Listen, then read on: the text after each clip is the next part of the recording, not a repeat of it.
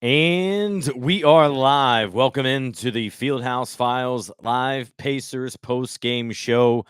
Another game in which the Pacers failed to finish. 114, 111 was the final. I got my special Indy hat on. It's the eve before the Indianapolis 500. I'm looking forward to attending and covering yet again another one of those races. But before I get to it, before we all settle in over this Memorial Day weekend and enjoy the Indy 500, especially right here in Indianapolis, we got to talk about this game 3 in which the Pacers totally lost this one in the end. In the final 4 minutes, a 13-2 run. Over the last 2 minutes, they were 0 for 4 with a turnover. Their inbounds play, Andrew Nimhard, your player of the night, having the game of his life, the only Pacer to really get things going from outside, inbounded the ball, where the rest of the team was a collective 1 for 15 from three when you needed a three.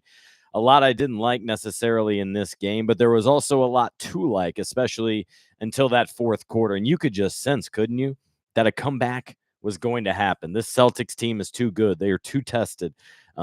They have too much experience, some championship experience.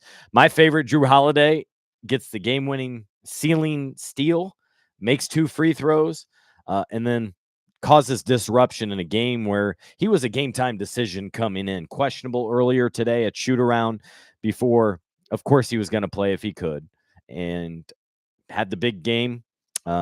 He's the guy I call the X factor in this series, and we once again, I think, saw why. Again, 114, 111, the final. Appreciate everyone joining on here. It's a late one. It's Fieldhouse Files after dark here, early Sunday. I'm going to be up in like 4 hours to head to the Indianapolis Motor Speedway. Let's see what questions we have here before I have several things to discuss in this one, from Nemhard's big play to their great first half to the Celtics adapting in the second half, keeping the Pacers from the paint, and that three-point shot just not falling for the Pacers. Ryan says Pacers should be up 2-1. Yeah, no doubt. I tweeted after the game, Pacers were the better team in 2 of the first 3 games, should be up 2-1, but ultimately they failed to finish. Again, I haven't liked the way the Pacers have finished any of the 3 games, right? In game 1, up in Boston, you should have had it and you let it slip through your hands. In game 2, you basically gave up in the fourth quarter. You're only down like 13. Miles doesn't play. Aaron Nesmith doesn't play. Halliburton's out with injury. I get that. But you played Doug McDermott the entire fourth quarter. You see tonight why no lead is too insurmountable. The Pacers led the majority of the game, but not when it mattered most. The Celtics were within 9. So, okay, another basket or two closer than the Pacers were in the fourth when they conceded. I didn't like that at all, even with Halliburton out of the game. And then tonight, how they closed the game, we saw the Celtics score on 8 of their final 9 possessions. They kept the Pacers from getting to their spots, getting to the paint throughout the night in the second half. And so third straight game, yeah, I didn't like at all how the Pacers finished this one. Uh-oh. I lost the chat here. Let's see if I can get that back. But just didn't like what I saw there from the Pacers and the way in which they finished this game. Huh. I lost the comment section here. You guys seeing this at all? I guess I can't see if you said so. Uh-oh. That's not a good thing.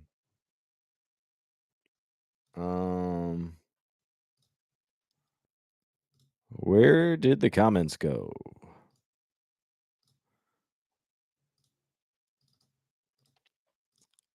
That is not good.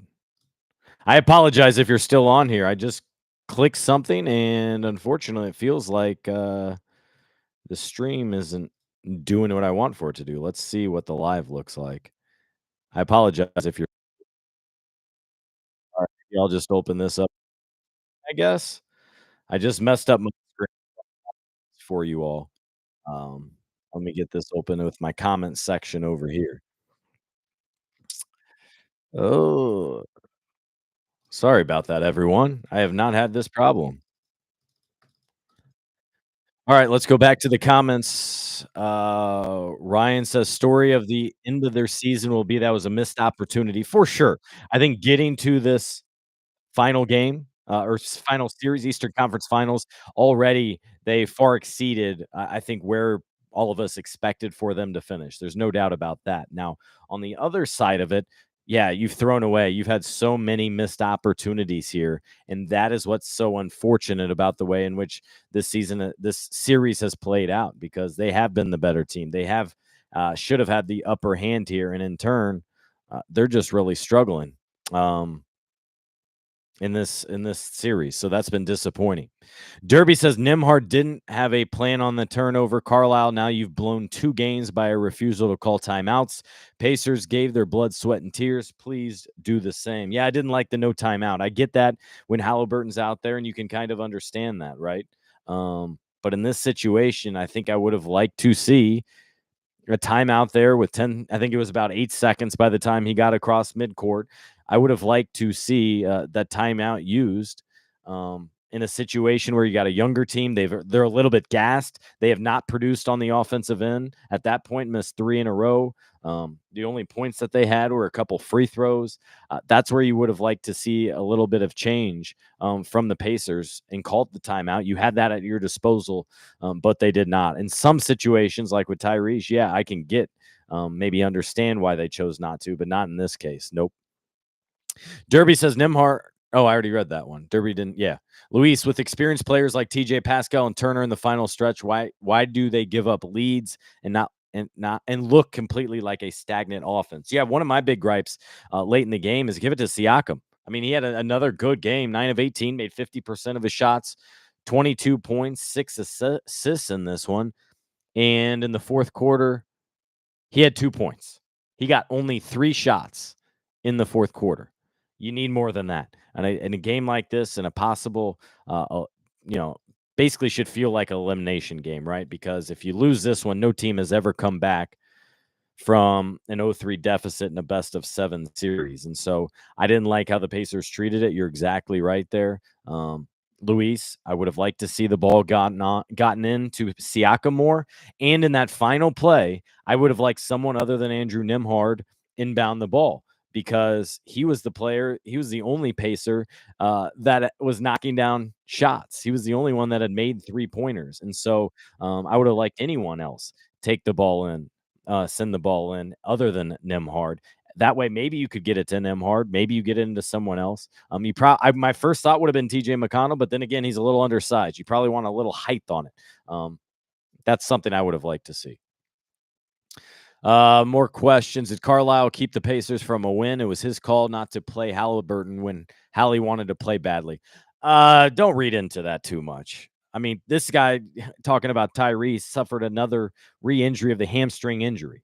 What you're going off of is narrative, and that's because Rick set the narrative as Tyrese desperately wanted to play. Of course he did. I wanted to play, but I'm not available, right? Like, we don't know how badly he was hurt. We just know that he was not good enough to even sit on the bench in the fourth quarter.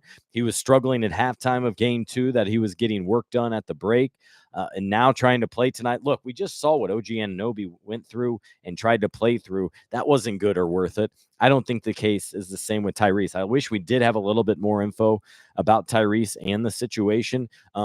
But I do not blame Carlisle or the medical staff for preventing or keeping Halliburton out. You go lean on the experts. That would be the medical staff, and whatever they say you're good with.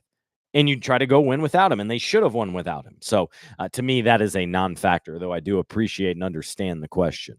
Ethan fought hard, but the Celtics continue to make winning plays down the stretch. Absolutely. That's something you see with winning teams that have been here before. The Celtics team, I think, has been in the Eastern Conference Finals 3 straight years, 5 of the last 7, and you can see it. They've been in close games. They've lost some, but they've also won their fair share of them. And I thought the team that has experienced this one, that experience shined through late in the game. They didn't um, play with a frantic pace. They settled in. They got stops. They took away the middle and the paint area for the Pacers, held them to 3 fast break points in the second half after 8 in the first quarter and 12 in the first half. They very much changed course, changed how this game was played. They showed some zone out there. I thought the Celtics experience and better players shine through, even though the Pacers still should have won Ethan adds, hate to see Tyrese end the season this way as well. Yeah, absolutely. You don't like that at all. But man, he's been playing hard basketball since August. Remember with Team USA. And that's why I know if you're a Pacer fan, you may not want to see him with Team USA this summer just because of the workload that he has had over the last year, right? That's been so difficult on him. But at the same time, it's a good experience. It's winning experience. You're potentially able to recruit players and get relationships with them. And also, he's putting himself and the team on the big stage. If he has a big game, they're going to talk about Tyrese and the Pacers and what he could do for the Pacers this next season, for example. But he's going to have to make the right decision for him and his body, but he won't need to make that decisions for several weeks. Been a very unclutched team and lost composure all series. Need a Knicks type mentalities instead of shrinking when the lights are bright, for sure. And I need to look up the stat, but the Pacers have not been good in the clutch since the All-Star break. I remember at the end of the season, it was something like they were the worst team in the clutch, something like 3-12 in those games. And then in the postseason, they've had several issues, including 2 of the 3 games here in this series. So that's been concerning. Unku says, what a gut punch. Let him off the hook twice. Tough losses that will develop the ice. Yeah, absolutely. Absolutely. That's how you got to think of it for sure. But some of those things, like the Carlisle timeout, who inbounds the ball, conceding in the game too. I mean, that you can lean on the coaching and experience there, and some of those decision makings. You can take those decisions out of the players' hands. Ultimately, the players are the ones that got to go win the game. And I thought they did a great job in the first quarter, second quarter for sure. Somewhat held their own in the third, although I think the Celtics had a 24-9 run where you could really start to sense that, all right, here they come. It's only a matter of time. And then we saw that big run from the Celtics. Luis says, refresh my browser. I'm wondering if that would mess up this live. I'm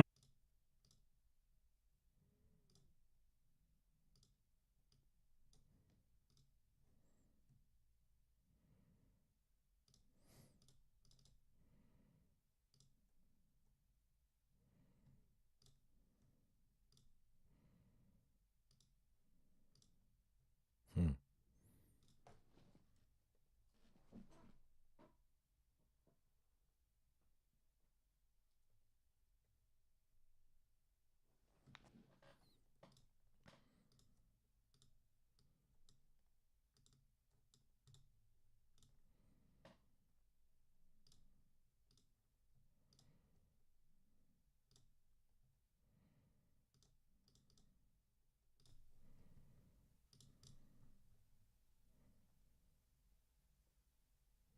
All right. Well, hang on. Trying to figure this out.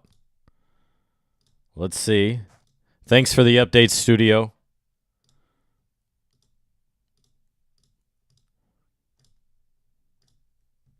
Can you still hear me?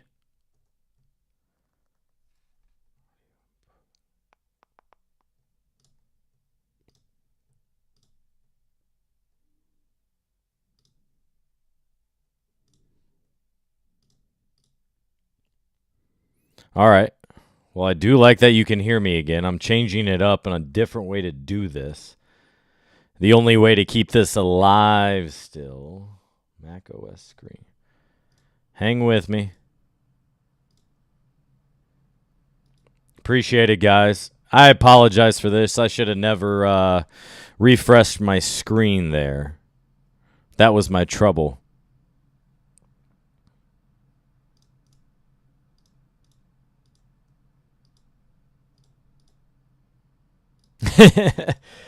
All right. Well, I'm glad you can hear me. I'm just trying to figure out in this thing how to do an. Why can't you see me?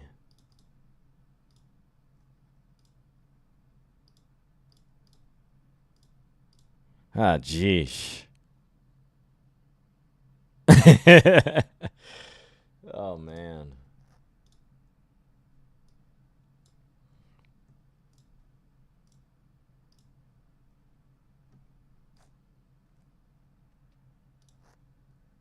Oh, what a disaster. Damn it. Ah.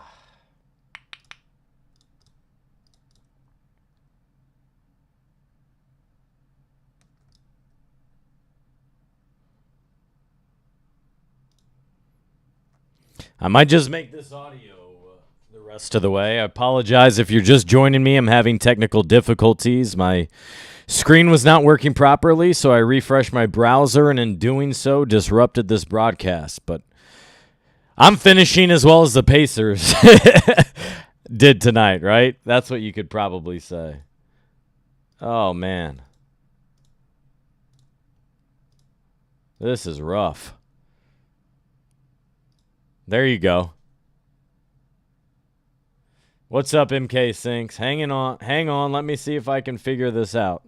So far, not good. This is definitely going to be much better in podcast form, I believe. All right, maybe I will here in just 1 second, Romy Gnome. It's just easier if you're having a conversation to just continue, right? When you actually can see the person.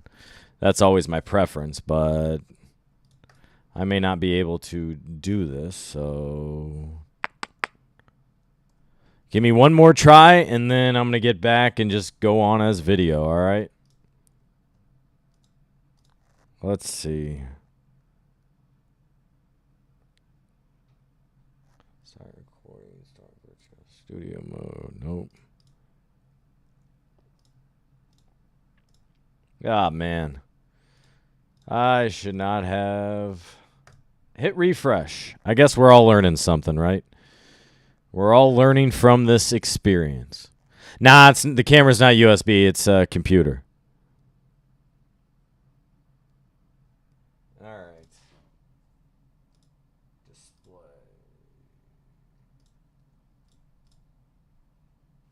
All right, it's late.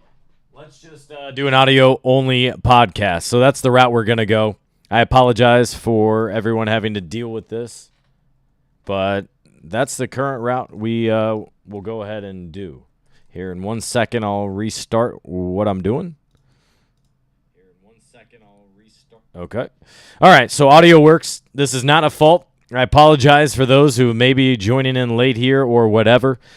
I'm having technical difficulties, but we're going to get back to it here with the post-game show. Let me find my spot where we last were here. I feel bad that there's no graphic for people to know what the heck is going on here.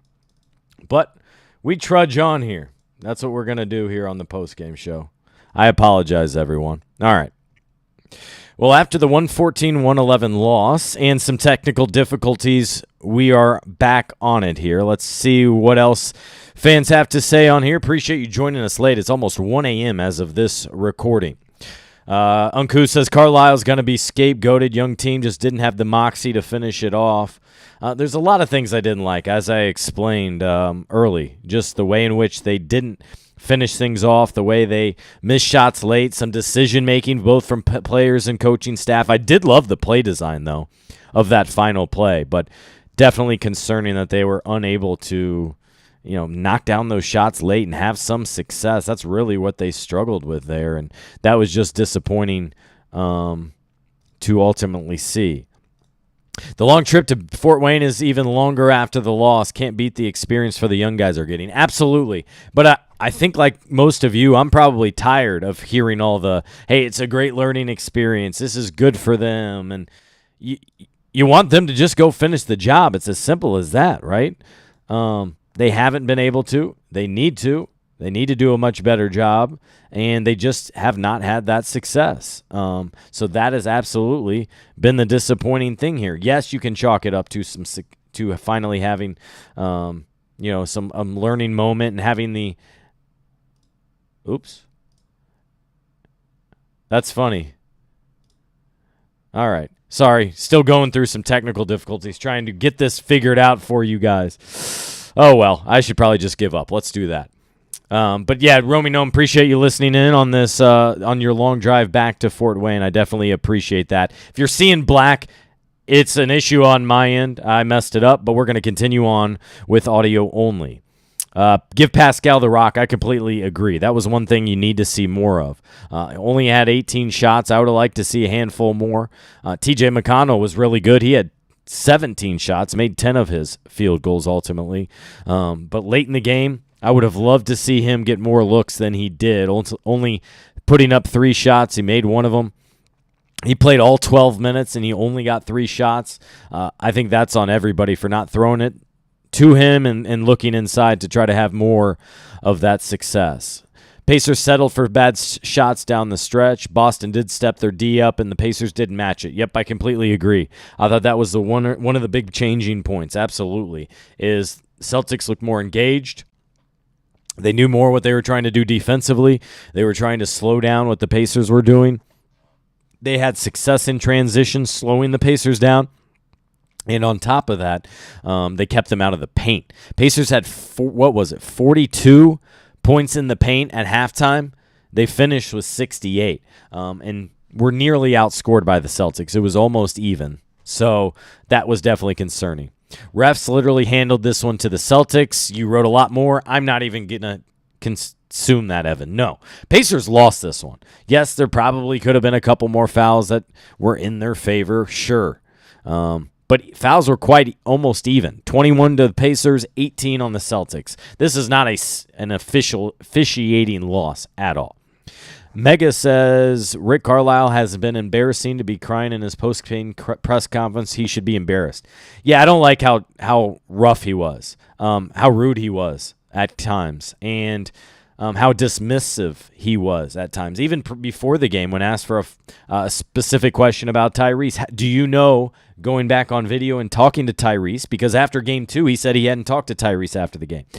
Oftentimes they'll look back at the tape or discuss when it actually happened, and he was like, I'm not talking about that. There were times when I don't think that's necessary, and he just definitely can't afford that when you're not a winning, successful team like they aren't right now, down 0-3 in this series. There's times when I understand it, and I empathize with it, certainly.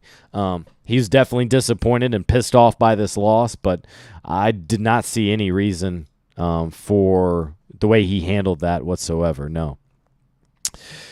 What are your opinions of Mazzulla Ball? How much his team's success can be attributed to coaching as opposed to having stellar personnel? I think it's a little bit of both. And not being in it every day and not watching every single broadcast or in game and all that makes it tough to provide analysis.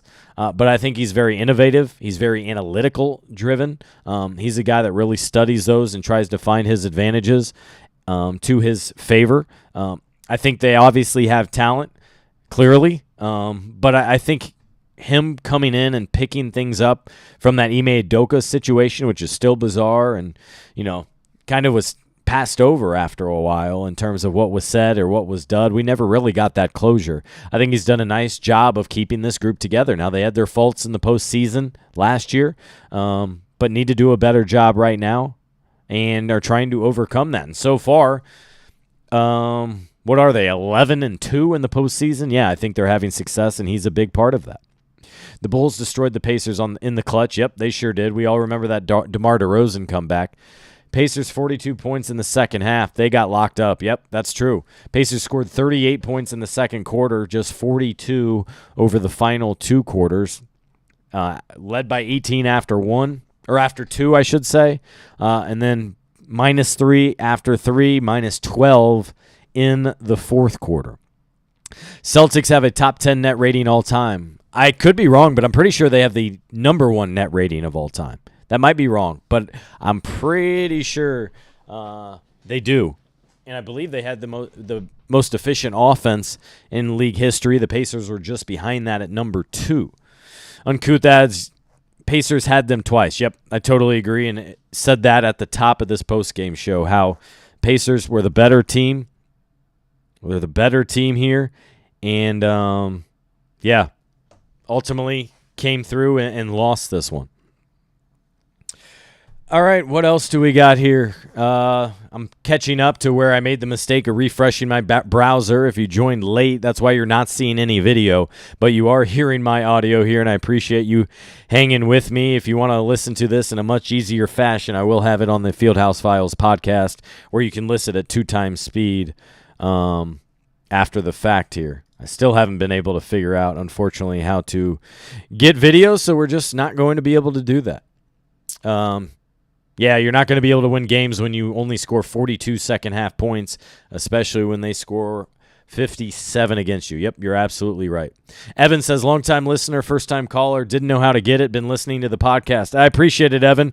I apologize, though, that the one time you tune in and try to figure it out, I messed it up because for whatever reason, the comments weren't showing, so I couldn't get this engagement, and that's the thing I like. And in doing so, I messed up the video, so no video on this one. But nonetheless, all you need to do is hear it, much like the podcast. And Evan says, if I'm Pascal, I maybe want to go to a team that actually gets a fair whistle. Come on now. This team is not losing because of the whistle. The game one against the Knicks, yeah, that was a bad whistle. I totally agree. Game one of this series, if I remember right, not an ideal whistle. A couple things went against them, but that's not why they're down 3-0 in this series. They should be up 2-1, and it's because of the Pacers' inability to finish these close games. That's what's been such a disappointment. All right, what else do we got here as we keep going? Derby says it's not a disaster. We saw that on Gamebridge floor tonight. Missoula has been out coaching Rick when the miles count. Miles Turner plays like a shooting guard who is 6'4". It's beyond me. That's funny. There's Matt Siegel. What's up, buddy? He says, no point in sleeping tonight, my friend. Get yourself some Steak and Shake and head straight to the track. Glad to hear IMS files. Well played. Yeah, not Fieldhouse files, but I will be among the 350,000 at IMS tomorrow. No doubt about that. I was out there all day yesterday. I was following around the Larry O'Brien Trophy, and I'll share on a upcoming story what was going on there and why that was a thing coming up in an upcoming story that I hope to write tomorrow before the race starts even. Mega, you are still alive. Don't worry. I appreciate that. He also says, I will be coaching game 4. No. No, you don't want that. Yeah, funny, Matt. Nope, I have no technical people helping me, so I'm having to do everything. Host, produce, edit, post the podcast. I do a little bit of everything here with the podcast, this live stream. I'm just so pissed off that I had this thing going perfectly for the first, what are we talking about, 13, 15 games, and I messed up this one in game 16. You learn, though, and I appreciate everyone hanging on with me. You can tell these are your diehard Pacer fans that are still watching and listening, and it's almost 1 a.m. here in central Indiana. Live from Puerto Rico. Appreciate that. Shout out to you for listening. Rick coming in to say we fight and proud is getting tired. Yeah, I agree. I'm getting tired of them having to answer about, hey, you're back at home. How much can you rely on that? How much confidence does it give you? It gives you a little bit of energy. You sleep in your own bed. It's not everything, but it definitely is helpful. What's not going to help you is closing games and making the right calls and making shots and getting defensive stops. The fact that the Pacers allowed the Celtics to score on 8 of their final 9 possessions, that's why you lost this game. On top of that, you weren't able to score, and as others have referenced, you only scored 42 points over the final 2 quarters. Celtics stepped up their game on both ends of the floor. They got a special performance from Jason Tatum with 36, 10, and 8. I didn't even realize in live time, actually, that he was nearing a triple-double.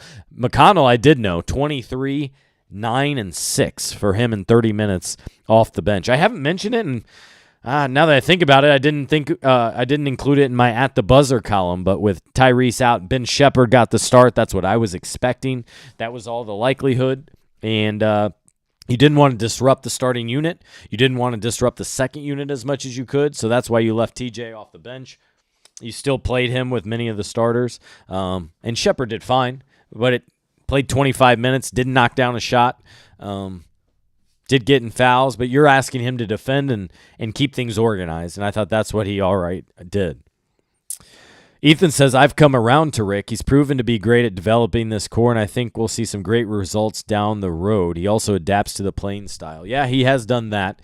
There's been certain things I didn't like, mostly how he handled the end of Game 2. But in what we know now, perhaps that was a concession that this team was not going to win Game 2, that he needed all the rest and all guns a-blazing coming here to Indy for Game 3, because if you don't win that one, no team has ever come back from a 3-0 loss in a best-of-7 series. So perhaps he knew that, and that's what he was going for, but it just wasn't a good look in live action. Dean says the black screen is appropriate for the mood. I gotcha. You guys don't need to see my face anyway. If you're just joining me, we are live. We are rolling. Insert your comments and questions here. Apologize, though. There is no video of mine. I messed that up on my end. And hopefully if you're listening on the podcast, you're not getting too annoyed with what's going on here as well. All said Pacers were up 109-101 with 2:30. I think it was, that is right. And then they lose 114-111. So frustrating game after game. Yeah, absolutely. And that's in large part what I mentioned on my At the Buzzer column. Do I value a more analytics approach or eye test when it comes to dissecting a game? I do more eye test because that's what I go off of, what I see in conjunction with what I know, context of what was supposed to happen, context of what players can do in situational, and then you go to the analytics. At least that's what I do. For example, yes, Andrew Nembhard always takes the ball out often late in games, but tonight, here's where you blend the analytics. He was 4 of 7 from three-point land. The rest of the team was 1 for 15. The numbers tell me I want Nembhard to have a chance to shoot it. And so late in the game there, as you know, you only have a quick look at it, right? It's a very quick look. What'd you have? 1.7 seconds left. You're not going to have time to pass it around a few times. If you did, I don't mind him taking it out. But in that situation, I want him to potentially get the ball. We saw him knock down that big three last series in Game 3, wasn't it? And he had a special game. So I would have liked Nembhard to be on the court and not inbounding the ball. Pacers had an unbelievable opportunity to catch an extremely good team snoozing in 2 different games, and it was all blown, says Derby. Watching this unfold is very painful as a longtime Pacer fan, as it should be, absolutely. And yes, it's growing pains, but I'm not going to sit up here and make excuses, no doubt. This team should have won. They were the better team in both games, but ultimately the team that had the better season and has stars and more experience won out on this one. That's what it came down to here. And so, yes, they can learn from it, but it's absolutely disappointing here that the Pacers could not get it done here and losing 114-111. Pascal should have more opportunities in the man offense. The man has been balling. Can't fault his defense because team defense is where this is lost. Yeah, but you still need to get him more than 3 shots in the fourth quarter when he's playing the entire fourth quarter. He only played 36 minutes in the game, so that was a little bit troubling for sure.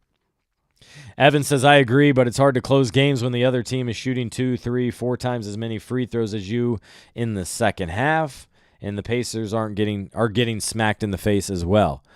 Well, the Pacers in the first half attempted 1 more free throw than the Celtics, as I'm looking at my stats. In the second half, yes, you're absolutely right. 15 of 17 for the Celtics, while the Pacers were 4 of 4. So that is absolutely Rick Carlisle, I think's gripe when he was on the court post-game is saying we only got 4 free throws at the end of the game. Now, given the Pacers did intentionally foul at least a couple times late, but still, you're right. Almost 3 times as many more than 3 times as many free throws. That's something that would have you upset about the way things played out. Again, the Pacers losing tonight by 3, 114-111. Thanks to everyone for joining this live post-game show here on YouTube. We'll have another one coming up Monday night. Tomorrow's all about the Indianapolis 500, so I look forward to that one.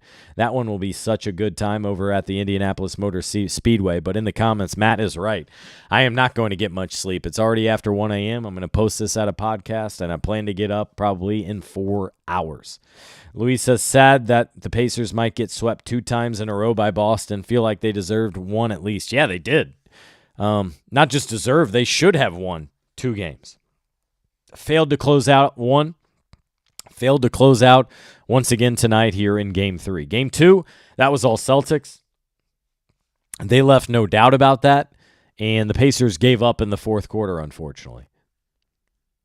Lakers did the same versus Denver. Blow games. Better teams catch up to your mistakes, for sure. They do, and that's why no lead is safe. We heard Jason Tatum say that on the court postgame. That's the challenge there. Game 1 in the second half, it was 15-1 free throws for the Celtics. I'm encouraged by how far along the Pacers are, but they could have legitimately gone to the finals this year. No, I back off that. Even if the Pacers win Game 1, that definitely changes the way in which the Celtics and the urgency they play with. even if the Pacers win 2 of 3. Remember, they're without Halliburton likely for the rest of the series. I don't think the Pacers would win the series even if they are up 2-1 right now. But it definitely would have made things more interesting. It definitely would have changed the outlook and everything. And so that's where you're currently at right now. Hey, Nadine, I think I will have post-game interviews with Caitlin, Fever, and everything after Vegas. It's not up because there was a Pacers playoff game tonight, and they lost in Game 3 of the Eastern Conference Finals. So, of course, that takes priority tonight over the Fever, although I did have that on the background on one of my 5 screens going tonight. I just didn't have the bandwidth to tweet about it and to get the post-game and listen into the post-game as well, but that's where that is. I appreciate your interest.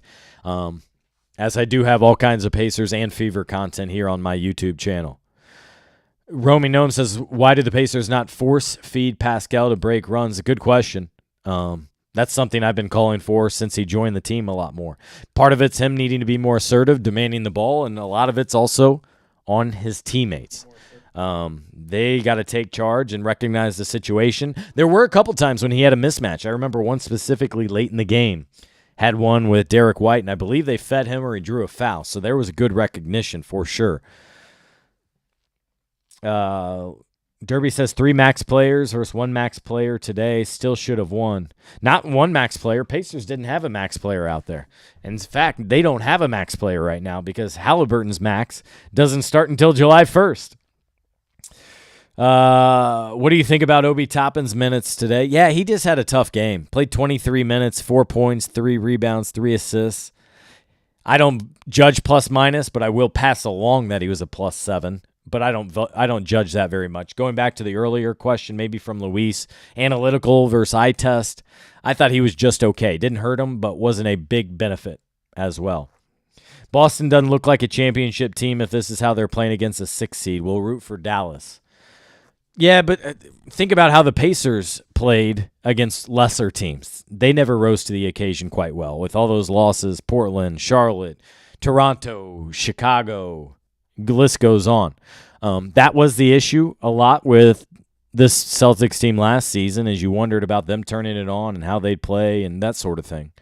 But this Celtics team won 64 games for a reason. They were dominant at home for a reason. They don't have Porzingis out there, and if he's healthy for the finals, that's an entirely different dimension here. So that would be interesting to see as well. I don't know about you, but I dearly miss watching Mathurin attack the basket with reckless abandon. Absolutely. You talk about all night tonight, Evan, that the Pacers aren't getting to the free throw line. He's a big reason why. Siakam's their number 1 guy getting to the line after Mathurin. Halliburton's not nearly attacking and getting that foul call like he did ever since the injury. I think he's maybe avoided it somewhat and also just hadn't got the call. But the Pacers need to do a better job of getting to the foul line. And some of that is on officiating and some of it is absolutely on the Pacers. By the way, let's talk some positives. Pacers made all of their free throws. They were 14 for 14. That was incredibly encouraging, I think, by this team. But yet, they were still outscored by 6 points at the free throw line. Nadine, I'm happy to respond. Thanks for reaching out and asking. That's what these live streams are all about. Happy to answer questions and comments, so good stuff. Derby, I too hope the weather holds out for the 500, and I appreciate the well wishes. Yeah, I love the Indy 500. I've probably went almost every year for the last 17 years. I think I missed 2. Maybe 2019 and 2020, I want to say. I've gone as a fan. I've gone as in the infield once, never again, because you have no idea what's going on in the race. I've also gone in media, and that's easily my favorite way to do it because of the access, because of what I'm used to, because of finding storylines, because of being inside and not having to worry about setups and everything. So I'm just disappointed that they're archaic decisions with the IMS in terms of not airing it locally. The blackout's got to go. You cannot fully embrace and understand the 500 without being there. It's not a replacement to watch it on TV. It's not. The challenge is that's an archaic way of thinking about it and thinking that if the race is on TV live, then I'm not going to go. I don't think that's the attitude. For some, it's a party. For most, it's a tradition. For some, it's just race fans. For some, it's sports fans. And others, it's just spectacle. It's the greatest people watching event there is. And so that is also among the things I enjoy the most. Pascal shooting 1.5 free throws less as a Pacer than a Raptor. Only thing that changes is jersey. Evan, you love the officiating conversation, don't you? I've definitely noticed that. Yes, that's probably true. It sounds right. There's also other things that have changed that probably I'd have to look up analytically, but how much they're going to him. I'd love to see him late in the game get more than 3 field goal attempts. If he's not getting more than that, it means he's touching it less, and less touches means also fewer opportunities. Luis says, why do you think Miles can't defend a 40-year-old Horford? His threes killed us. Most threes he's ever made in a game, and of course it's against the Pacers. Well, yeah, that's a good question. 7 of 12 shooting from Horford. I think it's the way in which they're playing Miles. I need to look at that on video to double-check that. But, yeah, I mean, Horford, it's also something I think you're willing to live with, I think. Horford, though, accounting for 7 of their 16 threes. Horford made more three-pointers than the entire Pacers. Tatum made as many as the Pacers and half as many attempts. Evan, you nailed it. Officiating has ruined it this season for me. Well, I'm sorry about that because the Pacers still are in the Eastern Conference Finals. Nobody expected them to be here. Few people expected them to win one series, and no one in the front office or coaching staff even mentioned playoffs. So things changed, certainly, especially when they acquired Pascal Siakam. But I think you should be very happy as a Pacers fan at the progress this season, at the individual growth, some of the different things you've seen, and the fact that they're in the Eastern Conference Finals, the Final Four, on a year that would be still called part of the rebuild. Yeah, I think you should be happy, but not content, to be clear. Because, again, it should not be 3-0 in this series, for example. They should have handled their business better last series against the Knicks, who had 4 guys out for most of the series. OG Anunoby was mostly unavailable. Derby says, here in Indy, did you say the Indy 500 is still blacked out? Yeah, it is. Within like 75 miles. It's unbelievable. Now, there is a workaround, I think, if you have a VPN and you watch on Peacock, then I think you can work around it. But still, I think of my dad, who's over 70. I think of a 10-year-old kid. I think of a 5-year-old. I think of a young teenager who could be going with their parents and starting that tradition. That's how it became a thing for me. We would go to the race, come home, eat pizza, watch it again on replay. I would probably still do that same thing because that's a tradition. And I have that concern still with the Pacers as well. How many people don't get Bally Sports? People like me on YouTube TV, they don't get the broadcast. Little Johnny, who's 8 years old, may not be growing up watching basketball or the NBA or the Pacers specifically. And I can see on my YouTube metrics, it skews 35 and older. It does. Those about 20 and younger, they're getting everything off YouTube. They're listening to podcasts, and they're watching highlights on their phone on Instagram, on TikTok, for example. Very different way they consume things. Also, they're less so fans of teams and more so fans of individuals. So maybe they're a LeBron fan, a Steph fan, an Anthony Edwards fan now.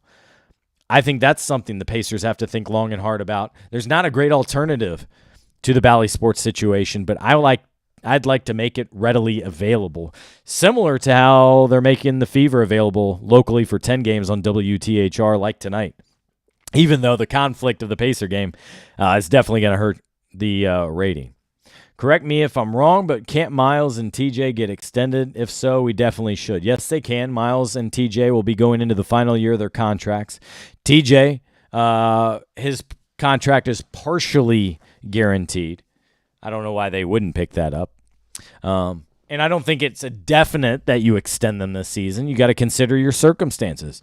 Miles is almost 30. TJ's already there. How much is it going to cost you? Also, you're going to have to re-sign Pascal first. You're already having on the hook for Tyrese Halliburton. And his contract, that's now going to cost you more because of All-NBA. He's going to be making $40 million per year. That's probably the number where Siakam will start. So that's $80 million of, say, $130 million cap number. So now you need value contracts like Aaron Nesmith, whose new contract starts at $11 million per year. So it's not obvious, Evan, but you are right in thinking you consider extensions. You have to consider Obi Toppin. He's a restricted free agent, so you don't necessarily lose him. But if a team puts in a larger bid, that could potentially cost you. All right, what else we got here?